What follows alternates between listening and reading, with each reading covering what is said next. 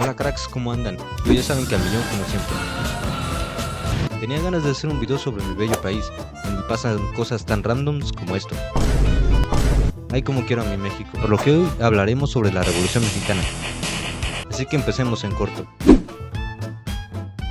Este desmadre comienza con Porfirio Díaz, un general destacado y que había participado en varias batallas, como por ejemplo la batalla de Puebla, en donde se rifó un tiro con los franceses que querían conquistar a México partiéndole su madre el 5 de mayo de 1862. La primera vez que se postuló a la presidencia fue por allá de 1871, pero perdió contra el Benito Juárez, quien también luchó contra los franceses. El Díaz proclamó el Plan de la Noria, que desconocía el gobierno de Juárez, el cual ya llevaba unos 14 años en el poder, logrando ganar unas buenas batallas, pero finalmente el Benito derrotó a Díaz, lo que hizo que se fuera a los Estados Unidos para que no lo metieran al bote. En 1872 el Benito se nos va y entra a la presidencia Lerdo de Tejada, quien perdonó el desmadre que hizo Díaz, así que se regresó para México otra vez. Lerdo Tejada quería volver a reelegirse en 1876, así que Díaz dijo otra vez que por sus huevos, proclamando el Plan de Tuxtepec, cual exigía que se prohibiera la reelección entre los presidentes, liderando otro levantamiento el cual logró que Lerdo de Tejada se exiliara a Nueva York, dejando por fin un camino libre a Díaz. Fue así que ocupó la presidencia de México desde 1877 hasta 1911, con algunas excepciones como el gobierno de Manuel González, un pana del Díaz. Este año no voy a pedir sexo, tal vez ya estoy madurando. Fue presidente desde 1880 hasta 1884. A todo el periodo que Díaz estuvo en el poder se le conoció como el Porfiriato.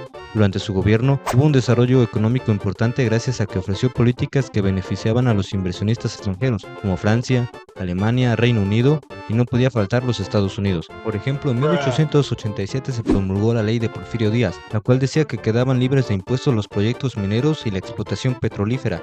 Así lo logró construir ferrocarriles, escuelas, fábricas, etc.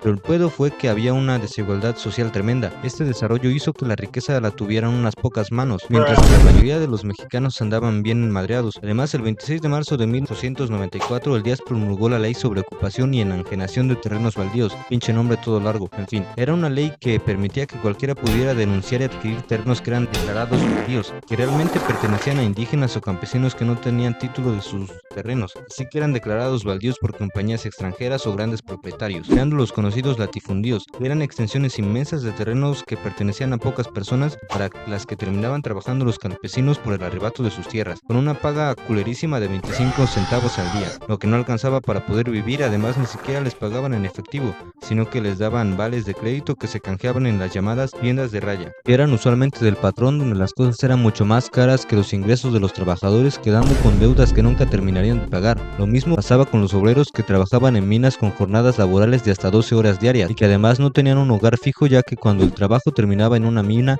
los movían a otra. Así que por la explotación laboral hubieron diferentes manifestaciones para mejorar las leyes laborales, pero sin éxito, como la huelga de Cananea en 1906, donde los mineros se manifestaron por los bajos salarios y para poder reducir las horas de trabajo. Pero todo valió madres cuando fueron reprimidos por las autoridades, muriendo varios de ellos. Para 1908, el Porfirio declaró en una entrevista que ya andaba cansado del poder y que iba a dejarlo al concluir su mandato. Fue cuando surgió Francisco I. Madero, quien fundó el partido antireeleccionista en 1909, compitiendo para la presidencia de 1910, pero siempre sí Porfirio presentó su candidatura para la presidencia de 1910, y para que no hubiera pedos se encarceló a Madero y volvió a ganar la presidencia. Democracia, pa. El Madero se fugó de la cárcel y se fue rumbo para los Estados Unidos, donde proclamó el Plan de San Luis. El 5 de octubre de 1910, el documento desconocía el gobierno de Díaz y llamaba a los mexicanos a levantarse en armas para el 20 de noviembre. Además, también prometía devolver las tierras a los campesinos. Fue así como inició la Revolución Mexicana. Los líderes que nacieron al inicio de la revolución fueron Emiliano Zapata, líder del Ejército Libertador del Sur, el cual tenía como objetivo principal regresar las tierras a los campesinos a punta de verga. Francisco Villa, mejor conocido como Pancho Villa, líder del Ejército de la División del Norte, que además de pedir lo mismo que Zapata, pedía mejores condiciones para los obreros. Pascual Orozco, líder de las tropas irregulares de Chihuahua. Rápidamente los revolucionarios empezaron a tomar el control del país, hasta que en mayo de 1911 se dio la batalla de Ciudad Juárez, una batalla decisiva ya que era una de las ciudades más importantes en ese tiempo, la cual cayó el 10 de mayo de 1911.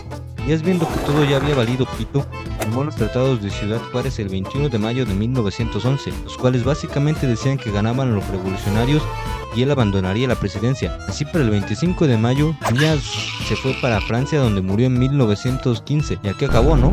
Pues se logró quitar a Díaz del poder, pues no perros. Cuando Madero llegó al poder, prohibió la reelección, pero hubo un pequeño problema: no cumplió con el regreso de las tierras a los campesinos, así que Zapata proclamó el Plan de Ayala el 28 de noviembre de 1911, desconociendo el gobierno de Madero. Además del incumplimiento del Plan de San Luis en el norte, el Pascual Orozco también se levantó en armas, mientras que en Villa andaba medio perdido. Madero mandó al general Victoriano Huerta, quien también estaba bajo el mando de Díaz, a enfrentarse a los revolucionarios.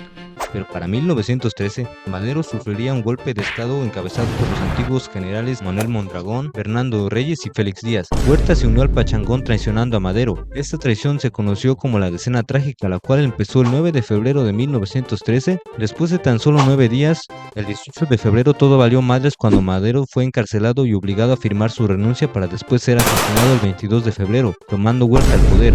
Su gobierno recibió apoyo de los hacendados y los gobiernos de varios estados, excepto del gobernador de Sonora, José María Maytonera, y del gobernador de Coahuila, Venustiano Carranza. Este último proclamó el Plan de Guadalupe el 26 de marzo de 1913, un documento que pedía la formación de un ejército constitucionalista y además desconocía el gobierno de Victoriano Huerta. Pero este güey no fue el único que se levantó en armas. El Villa, Emiliano Zapata y Álvaro Obregón también se querían quebrar al Huerta, pero por otro lado, Pascual Orozco, antiguo líder revolucionario, se uniría a Huerta, así que los líderes lo consideraron como un traidor a la revolución. Para colmo, el presidente del vecino del norte, Woodrow Wilson, tampoco reconocía su gobierno por el golpe de estado que había realizado. En cambio, apoyaron a Carranza. En 1914, los norteamericanos invadieron el puerto de Veracruz para evitar la llegada de un cargamento de armas en apoyo a Huerta, lo que le puso los pelos de punta. Además, Pascual Orozco, considerado su mejor general, fue derrotado.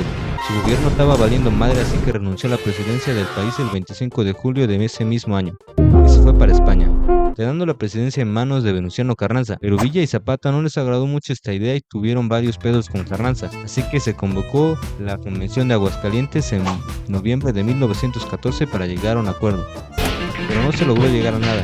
Villa y Zapata firmaron el Pacto de Xochimilco, en el que desconocían a Carranza y de nuevo se levantaban en armas. Carranza, por otro lado, trasladó su gobierno a Veracruz.